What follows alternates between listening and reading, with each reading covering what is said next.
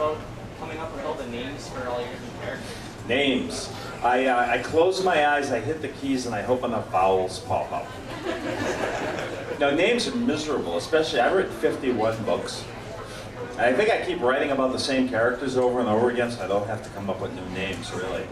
But it's very hard, and what I usually do is I know it can really slow you down when you're trying to write. If you come up to a character and it's like, what's his name? And bang, it takes you right out of the moment. So I just say Bob, or Diane, or Gino, or Brian, or Caitlin, whatever, just a name I know. And then I just don't worry about it. And I just go through the book, and eventually, somewhere along the way, the character will tell me his or her name. And computers are great. I just do a universal search and change. And bang, I've got the name of the character. And sometimes it misses. Sometimes it misses. And you gotta be really careful about doing that. But that's how I do it, because I don't want to be stopped. When I'm writing, I don't want to be stopped by little details like that. Names are miserable. Nobody likes coming up with names. You do try to find some conventions that make sense.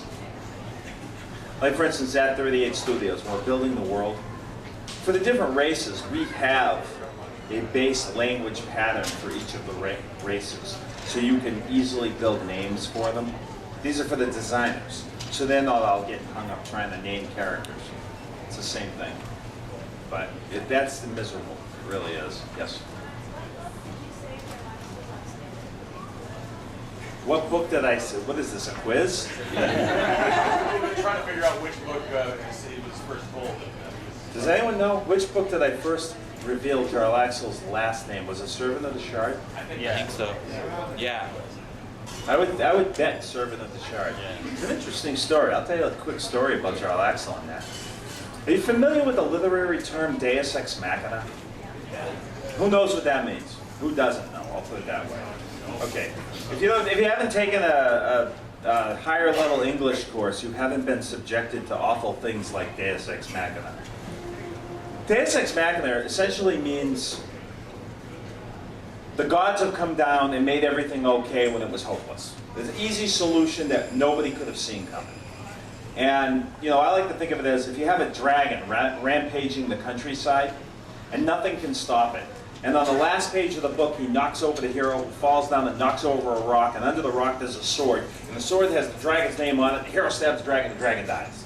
And it's really bad writing. Deus Ex Machina is really bad writing, except when H.G. Wells did it in War of the Worlds. Right? War of the Worlds. Martians come down, they hit them with tanks, guns, nuclear bombs, they can't stop them, and they all die of the cold. Right? But Wells did it right. But nobody else can get away with that. So, when I first created Jarl Axel was my walking Deus Ex Machina. He's got his Batman utility belt. No matter what's going on, Jarl Axel has a ring, a wand, an eye patch, an orb, a cloak, a hat, boots, something to make it okay, and then he goes away. But he was only doing cameos in all the early books. So then it comes time to write Servant of the Shard. And I'm really excited because I get to feature Artemis Entreri and Jarl Axel. And I love these characters. And I get to feature them in the book. They're not just foils or cameos. They're the heroes of the book. And I only had 4 months to write the book as usual. So I sit down and I'm going to start writing the book. 4 months is a long time. I'll tell you about that in a minute. But I start writing the book and I go, oh no. Because I realized Jarl Axel's been in like 5 or 6 books. I don't even know which ones.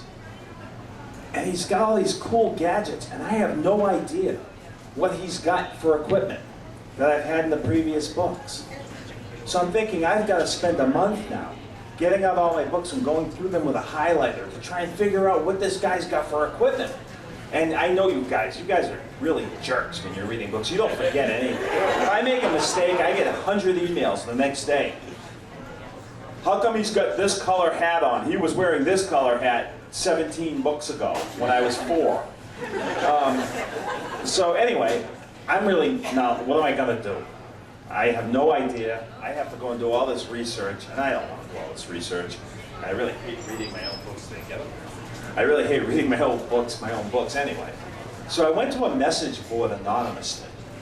And I started a thread and I said, hey guys, let's inventory Jarl Axel's cool items. And 2 days later, I went back and I downloaded this 10-page thread. You guys are good. And they had like, he's got this ring. It's on this page of this book. And here's what it does. And I think it does this too. And it's like all these different references. And I'm getting out the books. I'm like, they're right again. And I'm writing it down. And it's like, so I got all my research done in one line. Thanks. Did I answer your question? Because I don't even remember it now. It's the cold medicine. Who else has a question for me? Can I keep Lockwood as the cover artist? He's pretty spectacular, isn't he? I really think the cover of The Thousand Orcs did more to rejuvenate Dritt's career than many other things. I've been very lucky. My first book cover, in addition to having Forgotten Realms, the crystal shard, and then down here it said R.A. Salvatore, it looked like a trademark. But in addition to having Forgotten Realms up on top, I had a Larry Elmore cover on that original crystal shard that was just spectacular. That's it. It's like still probably my favorite cover. That's different. Lockwood's done some amazing work, but it won't be my decision. That's the thing. Can I? The answer is no. It won't be my decision. Hasbro owns the Forgotten Realms. I just play there. Have a lot of fun playing, but I just play there. Yes? What process is like with your mind when you're doing trips? None. What processes went through my mind when I was coming up with this? Do you guys ever read the forwards to the books? In the forward to the Dark Elf trilogy, I tell this story, but I'll tell it again. It's really kind of cool. When they asked me to audition for the Forgotten Realms, they sent me the only printed material they had in the Forgotten Realms. And there was a book by Doug Niles called Dark Walker on Moonshade, a wonderful book. If you look at the map in the first edition of Dark Walker on Moonshade, it shows the Moonshade Islands. They're just these little islands. And Doug's books pretty much cover the whole of the islands.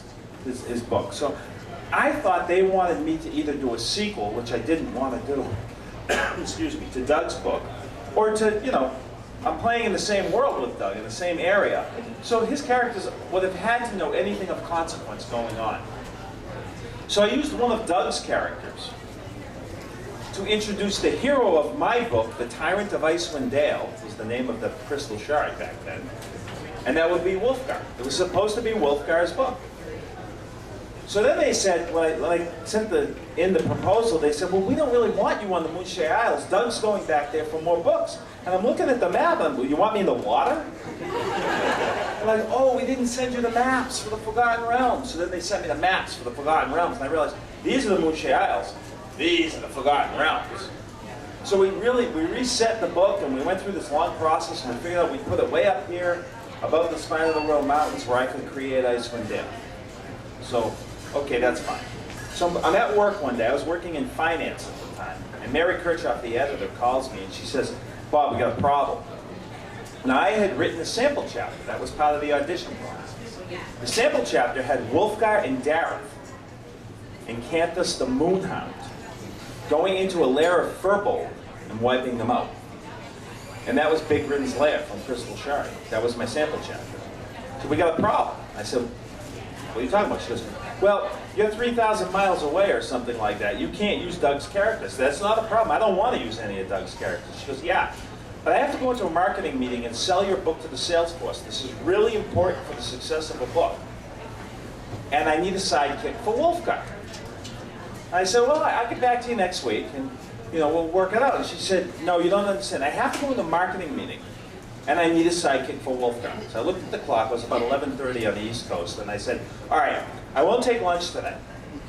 I'll work through it, and I'll call you back about 1 with the character. She goes, no, you're not listening to me. I'm late for a marketing meeting where I have to sell your book to the marketing people and the sales force, and I need a sidekick for Wulfgar. Sitting there, and off the top of my head, and I don't know why, and I don't know how, because we never played this character or anything like that, I said, a black elf. They were called black elves. There's a long pause, and she says, a drow. I said, yeah, a drow ranger. That'll be cool. No one's ever done that before. And she says, Bob, there's probably a reason nobody's done that. I said, no, that'll work. A drow ranger, that'll be great. And she thought about it, and she said, well, since it's just a sidekick character, I'll let you get away with it. What's his name? I said, Dritz de Warden of Dermond de Chesbrenon, the ninth house of Menzo Baranzan. She said, what? I said, I don't know. She said, what's a Menzo Baranzan? I said, must be a city. What's a Dermond de I have no idea, don't even ask. All right, whatever. I have to go into the meeting. Can you spell it? I said, no. And that's how he came into the meeting. And it was a sidekick character, right? And it just happened. And since then, I have been beating the crap out of Wolfgar. Poor guy. He can't catch a break. He gets kidnapped by a demon, spends 6 years in the abyss, he's a drunk, he dies a few times, you know, just an average life. Who else has a question? Let me look here. I got a few more minutes, and then we're going to have to sign some. Anyone who hasn't asked a question, go ahead. Adamus Centuri, yes. Does he have a future? You know, when I wrote the Sellswords trilogy, finishing up with Road of the Patriarch, at the end of Road of the Patriarch, they go in and they burn down the church, Adamus and Jarlaxle. They burn down the church and they kill this evil priest who's really preying on the unsuspecting people, if you will. And at the end of the book, Artemis has got another priest who's not quite as bad at sword point. And he says to him, you know, the guy's like, you burned down our church. And he says, well, go build it again. And if you build it again and do what you say you're doing, the work of your God, you do the right thing, good for you. But if you build it the way it was, and you do the things you were doing, I'm going to come back, I'm going to burn it down again, and you'll be in it this time. Now for me, that was Artemis Centuri's moment of redemption. That was the point where Artemis Centuri stopped hating himself and did something right. And only Artemis Centuri could find redemption in threatening to murder a priest. But I thought that was it. And then something really strange happened. I got dozens of emails and letters from people saying, and they were sharing some incredible personal stories with me of their youth and some bad things that had gone on. And they were saying they needed to see Entreri become okay with himself. They needed to see that journey.